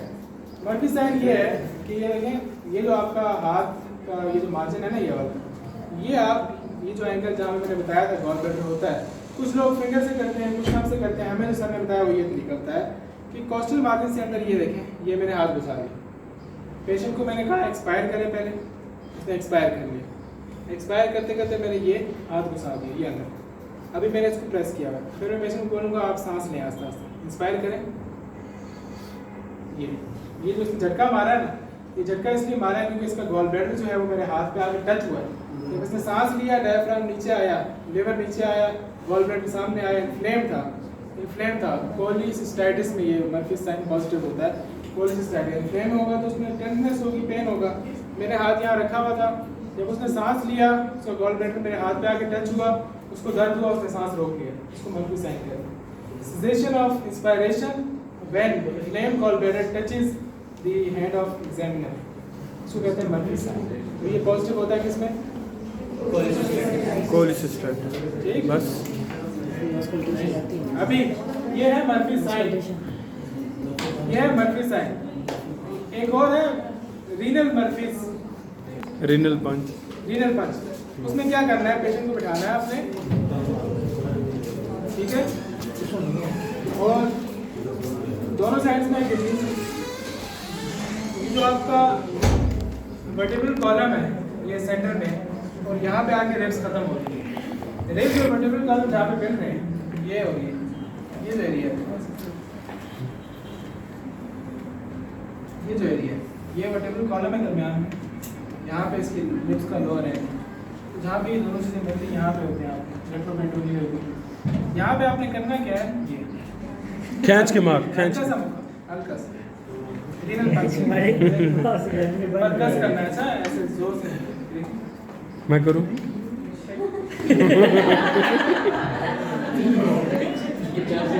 एक साइड पर भी दूसरी साइड पर भी। ना शुरू से ये जो है ना, ये एरिया है किडनीज का, जहाँ पे आप ज़्यादा इन्फेक्शन है तो टेंडर होगा। किडनीज के आसपास अगर कोई इन्फेक्शन होगा तो ये पॉजिटिव होगा। आयरन नेफ्रोसिस में किडनीज बड़े हो जाते हैं, तो उसमें भी आपको ये रीनल पंच पॉजिटिव है, ठीक है। दूसरी किडनी, अब ये तो हमने राइट साइड वाले का किया ना, गॉलब्लैडर और किडनी का फर्क है। दूसरी जो लेफ्ट साइड की किडनी है उसको, उसकी कंफ्यूजन होती है स्प्लीन के साथ। तो उन दोनों की जो फ़र्क हैं दोनों के, वो आपसे पूछे जाते हैं, वो भी सुनना चाहिए। एक ये सबसे पहला फ़र्क ये कि आप स्प्लीन जो है वो यहाँ से ऊपर रिब्स के नीचे, तो आप उसके अपर मार्जिन तक नहीं पहुँच सकते, आप उसका अपर मार्जिन पर पेट नहीं कर सकते, आप उसके बियॉन्ड नहीं जा सकते ऊपर से स्प्लीन के। जबकि किडनीज के बियॉन्ड आप जा सकते हैं, उसका अपर मार्जिन आप कर सकते हैं, क्योंकि किडनीज जो है रिलेटिवली नीचे है। दूसरी चीज़, परकशन जब आप करेंगे तो स्प्लीन जो है डल परकशन देगी। स्प्लीन सॉलिड ऑर्गन है, फ्रंट पे है, डल परकशन देगी। किडनीज जो है वो रेजोनेंट परकशन देंगे। क्यों? क्योंकि रेट्रोपेरिटोनियम है, उसके आगे बाउल लूप्स पड़े हुए हैं, इंटेस्टाइन पड़ी हुई है, उसके अंदर गैस होती है, एयर होती है, ठीक है। इसलिए वो टेम्परेटिक या रेजोनेंट है। किडनी भी सॉलिड ऑर्गन है, लेकिन वो पीछे पड़ा हुआ है, वो पीछे, उसके आगे इंटेस्टाइन की लूप्स हैं, इंटेस्टाइन के लूप्स में एयर है, गैस है, तो वो आपको टेम्परेटिक या रेजोनेंट नोट देगा, और स्प्लीन जो है वो आपको डल नोट देगी। ये दूसरा हो गया। मैंने आपको पहले बताया कि राइट इलियक फोसा की तरफ पड़ी है, ठीक। ये तीसरी चीज़ फील होगी, स्प्लीन में नॉच फील होगी, क्लिनिक नॉच होती है। और किडनी जो है उसमें आपको राउंडेड ग्लोबुलर मास फील होगा, ठीक है। अच्छा, यही है ना, हाँ, ये डिफरेंसेस हैं। ये आपने जो है ये डिफरेंसेस याद रखने, ये आपसे पूछे जाते हैं, आपसे बार बार पूछते हैं। ऑस्कल्टेशन तरीका क्या है? ये देखिए स्ट्रेंथ है ना, ये आपने अम्ब्लाइकस के किसी एक साइड पे रख लेना है और उसको तकरीबन 30 सेकंड तक सुनना। 30 सेकंड में अगर आपसे आपको 2 से 3 साउंड्स आती है तो नॉर्मल। इंटेस्टाइनल ऑब्स्ट्रक्शन जब होती है तो स्टार्ट में ये जो बाउल साउंड है ये एग्जैजरेट हो जाती है। क्यों? क्योंकि आगे ऑब्स्ट्रक्शन है, जो इंटेस्टाइन है वो कोशिश कर रही है उस ऑब्स्ट्रक्शन को खोले, वो और तेज कर देती है अपने पेरिस्टाल्स से, वो और जोर लगाती है, तो एग्जैजरेटेड हो जाती है साउंड, और बाद में खामोश हो जाती है, वो थक जाती है, पेरिटल के लिए हो जाती है। दूसरी चीज़, पेरिटोनाइटिस अगर होगी तो उसमें बाउल साउंड एब्सेंट होगी। फिर आपने क्या करना है कि जो एब्डोमिनल एओर्टा है उसको अपने अम्ब्लाइकस से स्लाइटली लेफ्ट यहाँ पे आपने इसको पाल्पेट करना है। रीनल ब्रूई जो है, रीनल ब्रूई वो यहाँ से थोड़ा सा लेफ्ट और 1 इंच ऊपर, अम्ब्लाइकस से 1 इंच लेटरल एंड 1 इंच ऊपर, यहाँ पे आके आपने सुनना है। तो आपको रीनल ब्रूई, अगर रीनल आर्टरी स्टेनोसिस है और वहाँ पे टर्बुलेंट फ्लो है तो वो आपको सुनाई देगा। फिर हेपेटिक हम जो है वो आपने बेल से सुनना है, बेल से यहाँ लेवल के ऊपर रखना है और सुनना, कोई आवाज़ तो नहीं, वो आपको आवाज़ आती है अगर इनिशियल जो है सिरोसिस हो रही हो या फिर हेपेटोसेलुलर कार्सिनोमा हो जिसमें अंदर लेवल का ब्लड फ्लो ज़्यादा हो जाता है। तो ये सारा जो है ना ऑस्कल्टेशन की चीज़ें, एंड में आपने थैंक यू। अच्छा सुनो, इसके बाद आपने जेनिटेलिया पे आना है। जेनिटेलिया को आपने इंस्पेक्ट करना है, टेस्टिस को पाल्पेट करना है, उनका देखना है कोई मास वगैरह तो नहीं है, हाइड्रोसिस तो नहीं है, उसकी ट्रांसल्यूमिनेशन, और एंड में डीआरई करके आपने पेशेंट को जो है वो कवर करके उसको थैंक यू बोल के थैंक यू।